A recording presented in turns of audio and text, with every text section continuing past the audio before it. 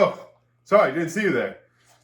We're back, baby, and today I'm going to be taking you through the key takeaways I've learned with reefing.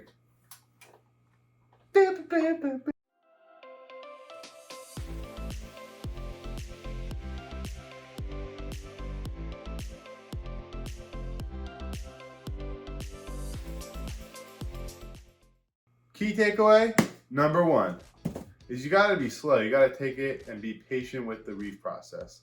If you rush it, it's almost like marrying a stripper in Vegas. You're gonna wake up full of regret and be like, oh my God, she's a truck, and be out.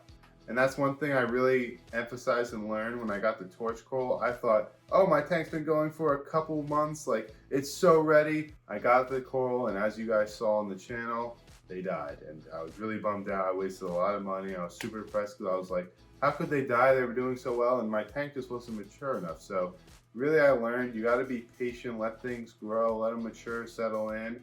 And when I got that second shipment, after my tank was at that 6-month mark, the rocks were starting to color up. Everything really looked good. And now look where we are.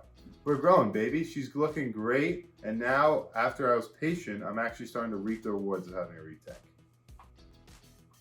Key takeaway number two, get a coral guy. You know us, Ocean Man Aquatics, shout out. And he's been great, but really get a coral guy that you can trust and someone that can ship you stuff, whether it's a local guy, someone you know, because if you go get corals out of a fish shop, it is so expensive. If I stocked my tank with stuff from my fish shop, I would have spent 3-4 times. And like, I don't have that type of money. We're not all balling on a budget out here. Actually, we are. Scratch that. But instead, you should get your fish and livestock from a local fish store, because as you guys know, I'm pretty picky and I like to actually look at the fish that I'm getting, look at the inverts. If you order them from online, you don't know what conditions they're in, if they're sending you the most sickly fish, like you don't know. So definitely go and take a look. And of course, you can always pick up the piece or two, but definitely you want to get a coral guy, get someone you can trust in the hobby, and that's how you'll get the hookup in your tank. Takeaway number three, add flow to your sump.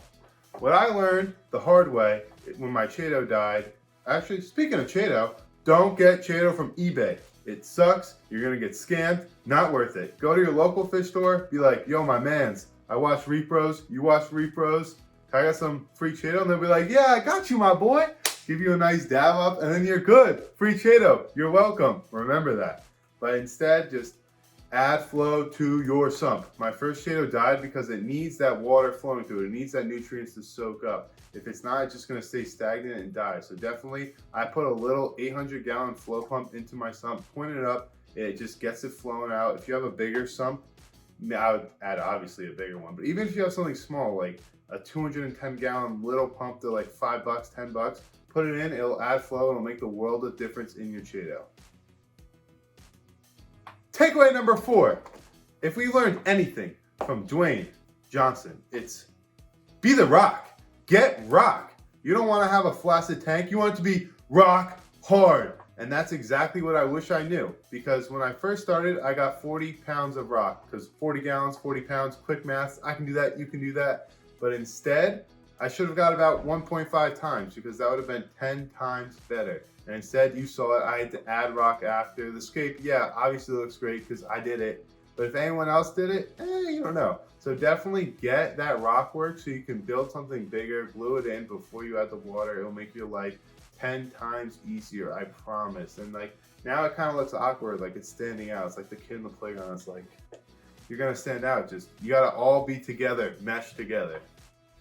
Takeaway number five, test early and often. Like an STD, you want it festering down there, you want to be safe. You want to get tested, use protection, like a lid, or play League of Legends. That's free birth control.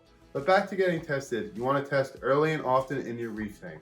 One thing I wished when my tank started to crash was that I had test kits to know what is going on. I was like, I don't know, like could be phosphates, but I didn't have a checker. And guess what? I ended up buying it anyway, so you might as well buy it early, be sure what's going on, and you can always test. Like, I recommend definitely testing nitrites, ammonia early, then going into nitrates. Alkalinity, extremely important. Phosphates, calcium, magnesium. Just get the test kits. You're gonna buy them anyway.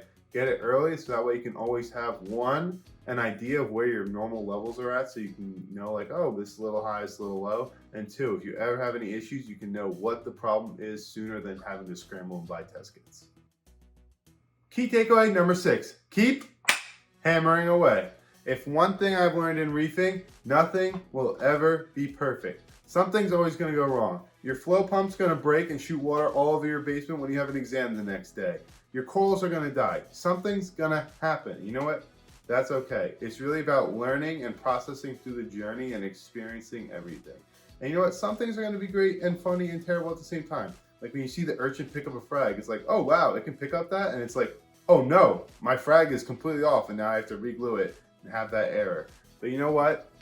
One thing that I never realized going into it before, it's like I'd see all these videos and be like, wow, this is so cool. But once you really experience it, what it looks like, that micro ecosystem that you're building in your house, it's like, wow, this is cool. I can literally see 2 hermit crabs fighting. I can see my fish bullying each other. I can see my fish jump out, which sucks.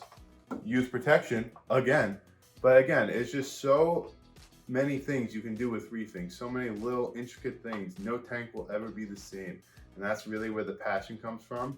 And as we slowly grow, I'm going to take you along with that journey. Reef Bros, we're slowly getting there. 150 subscribers almost. I'm thankful for every one of you. You know what? Everyone was like, oh, we're slow, but you know what? We're building, baby. The Reef Bro way. We grind and we get there. Let's go. Reef Bros out. Please subscribe to my YouTube channel. And I need money for fish.